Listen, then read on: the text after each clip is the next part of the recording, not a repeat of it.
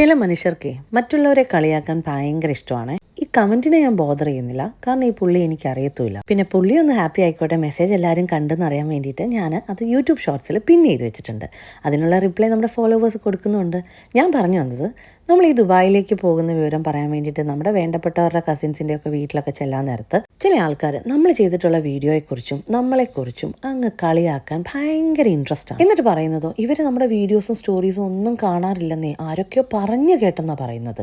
പിന്നെ ചോദിക്കുന്നത്, നീ എങ്ങനെ ഇത്രയും തടിയും വെച്ചൊരു ഇൻഫ്ലുവൻസർ ആയെന്ന്. പറച്ചിൽ കേട്ടാൽ തോന്നും അവരുടെ അടുത്തുനിന്ന് കടം മേടിച്ച് പൈസ കൊടുത്തിട്ടാണ് നമ്മൾ ഫുഡ് മേടിച്ചതെന്ന്. അങ്ങോട്ട് സഹായിച്ചിട്ടേ ഉള്ളൂ കേട്ടോ.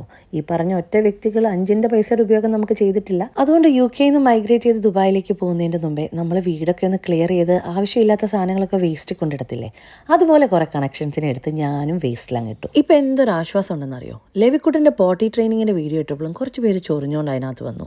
അവരോട് എനിക്ക് പറയാനുള്ളത്, ഇത് 2 വയസ്സാകാൻ പോകുന്ന ഒരു കുഞ്ഞാണ്. ലെവിക്കുട്ടൻ ഈ പ്രായത്തിൽ ഇത്രയും കാര്യങ്ങൾ ചെയ്യുന്നത് കാണുമ്പോൾ ഒരമ്മയും അപ്പനും എന്ന നിലയിൽ ഞങ്ങൾ സൂപ്പർ പ്രൗഡാണ്. പിന്നെ എൻ്റെ പൊണ്ണത്തടിയുടെ കാര്യം, എൻ്റെ തടിയൊക്കെ കണ്ടിട്ട് തടിയാന്ന് പറഞ്ഞവരെ വേണം ആദ്യം തല്ലാൻ. പിന്നെ എൻ്റെ തടി കുറയ്ക്കണം എന്നുള്ളത് എൻ്റെ ചോയ്സാണ്, എൻ്റെ സാറ്റിസ്ഫാക്ഷനാണ്. എൻ്റെ ഈ തടി കൊണ്ട് എനിക്കൊരു ബുദ്ധിമുട്ടുമില്ല.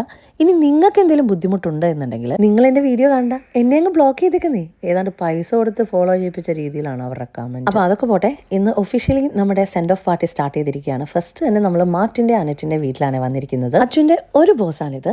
ബൈ ദ വേ, അച്ഛന് ജോലി മാറിയിട്ടാണ് കേട്ടോ ഞങ്ങൾ ദുബായിലേക്ക് മൈഗ്രേറ്റ് ചെയ്യുന്നത്. അതല്ലാതെ UK ഇഷ്ടമില്ലാഞ്ഞിട്ടൊന്നുമല്ല. ഒത്തിരി ആളുകൾ കമൻറ്റ് ചെയ്തു UK കുറിച്ച് വാനോളം പുകഴ്ത്തിയിട്ടത് നിങ്ങളിപ്പോൾ മൈഗ്രേറ്റ് ചെയ്യാനുള്ള ദുബായിക്ക്. UK ഞങ്ങൾക്ക് ബ്ലെസ്സിങ്സ് മാത്രം തന്നിട്ടുള്ളൊരു സ്ഥലമാണ്. 15 വർഷമായിട്ട് റോണി D2 ഇന്റർനാഷണൽ എന്ന കമ്പനിക്ക് വേണ്ടിയിട്ടായിരുന്നു വർക്ക് ചെയ്തുകൊണ്ടിരുന്നത്. കഴിഞ്ഞ വർഷം സെപ്റ്റംബറിൽ ഞങ്ങൾ ലെവിക്കുട്ടനായിട്ട് സിംഗപ്പൂർ പോയപ്പോഴാണ് അച്ഛന് കോണിയുടെ ഓഫർ വന്നത്.